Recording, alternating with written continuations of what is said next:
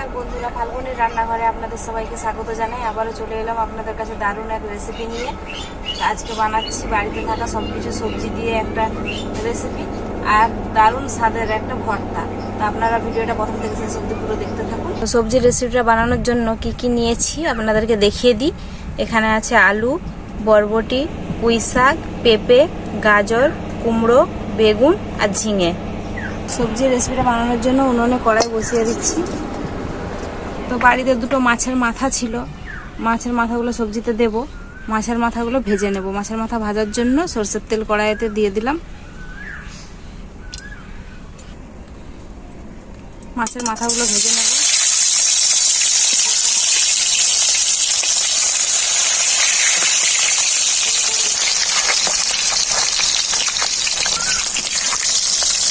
মাছের মাথাগুলো খুব ভালো করে ভাজা হয়ে গেছে। এরপর আমি ভেঙে দেবো মাছের মাথাগুলোকে খুন্তিয়ে করে এইভাবে।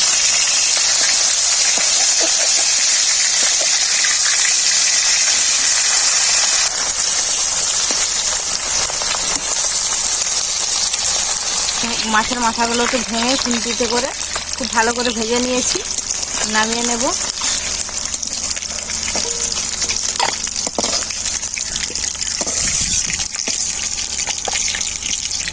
ওই তেলেই বেগুনগুলো ভেজে নেব।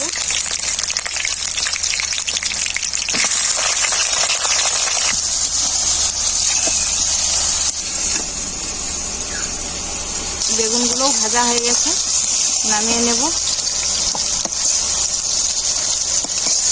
ওই তেলে আর একটু সরষের তেল দিয়ে দেবো। তেল খুব ভালোভাবে গরম হয়ে গেছে। কালো জিরে, পেঁয়াজ,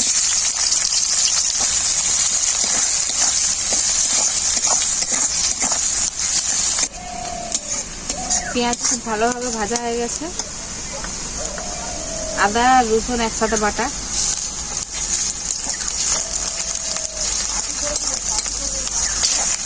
আদা রসুন খুব ভালো করে ভাজা হয়ে গেছে। এখানে আছে লঙ্কা গুঁড়ো, জিরে গুঁড়ো, হলুদ গুঁড়ো, ধনে গুঁড়ো আর গোলমরিচের গুঁড়ো একসাথে দিয়ে দেবো।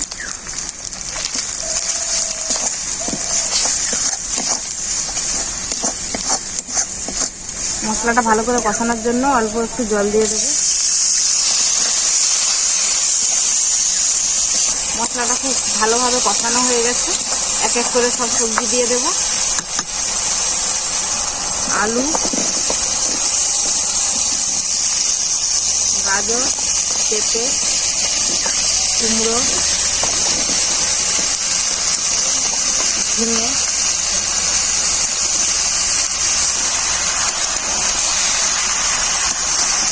সবজিগুলোর পক্ষে কড়াটা খুব ছোট হয়ে গেছে বলো? হ্যাঁ, একটু ছোট হয়ে গেছে। এরপর পুঁই শাক আর বরবটিটা দিয়ে দিলাম।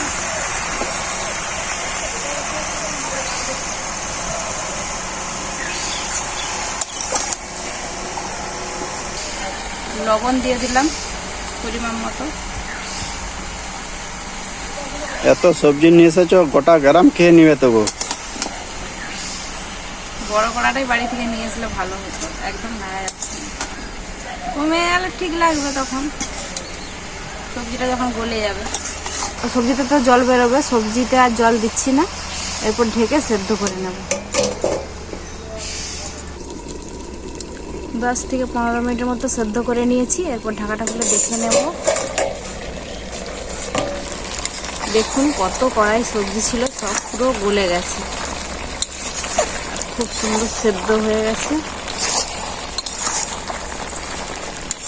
সবজিগুলো খুব ভালো করে কষানো হয়ে গেছে। এরপর অল্প একটু জল দিয়ে দেবো।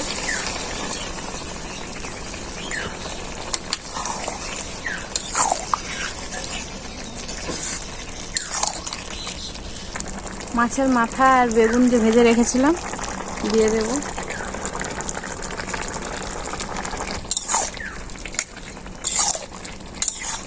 মাছের মাথা আর বেগুন দিয়ে খুব ভালো করে কষিয়ে নিয়েছি। এরপর মিক্স মশলাটা বাড়িতে তৈরি করে রেখেছিলাম দিয়ে দেব।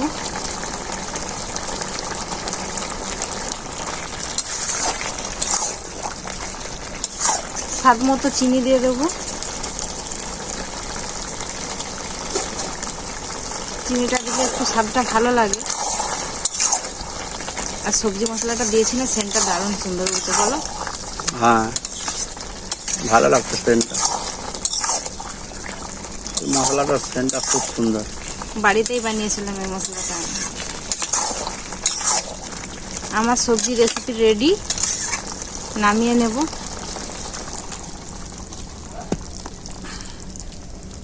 বন্ধুরা, আমি আপনাদেরকে বলেছিলাম একটা দারুণ স্বাদের ভর্তার রেসিপি বানিয়ে আপনাদেরকে দেখাবো। তো এখানে আমি নিয়ে নিয়েছি ঝিঙে ছাল আর কুমড়োর ছাল। খোসা তো অনেকেই ফেলে দেন, কিন্তু এইভাবে রান্না করে দেখবেন, খোসাও খুব সুন্দর খেতে লাগবে। তো প্রথমে আমি কড়াইতে জল দিয়ে দেব।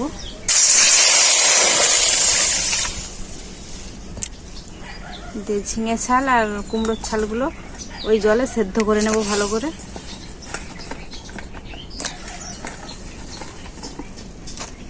এইভাবে খোসার রান্নাটা আপনারা বাড়িতে বানিয়ে দেখবেন, খোসাগুলো আর ফেলবেন না। এরপর ঢাকা দিয়ে সেদ্ধ করে নেব।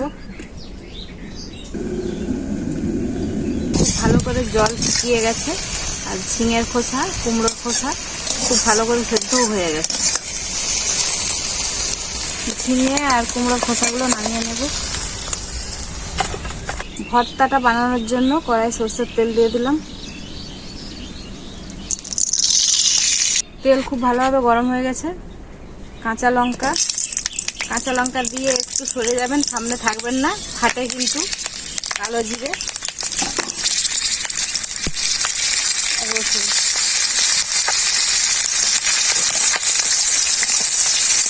সব কিছু খুব ভালোভাবে ভাজা হয়ে গেছে। এরপর কড়াইতে দিয়ে দেবো খোসাগুলো, একসাথে খুব ভালো করে একটু ভাজা করে নেব। লবণ, সব কিছু খুব ভালো করে ভাজা হয়ে গেছে, নামিয়ে নেব।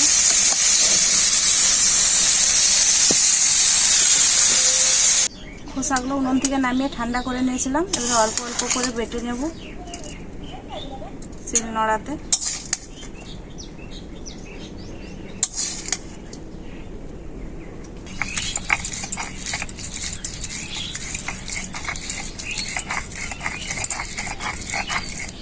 খোসাগুলো একদম মিহি করে বেটে নেব।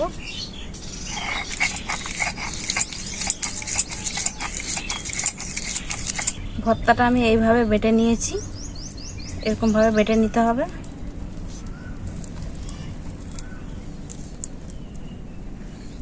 বাকিগুলো একইভাবে বেটে নেব।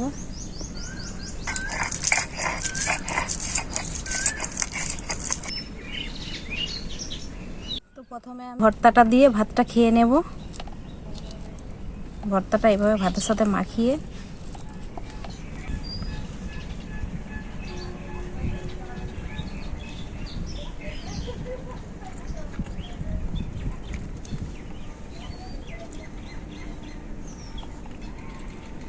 ভর্তাটা যা অসাধারণ লাগছে বন্ধুরা, মনে হচ্ছে ভর্তাটা দিয়ে পুরো ভাতটা খেয়ে নেব। এই যাচ্ছে না, খোসা দিয়ে ভর্তাটা বানিয়েছি। তো সবজিটা মাখিয়ে ভাত খেয়ে নেব।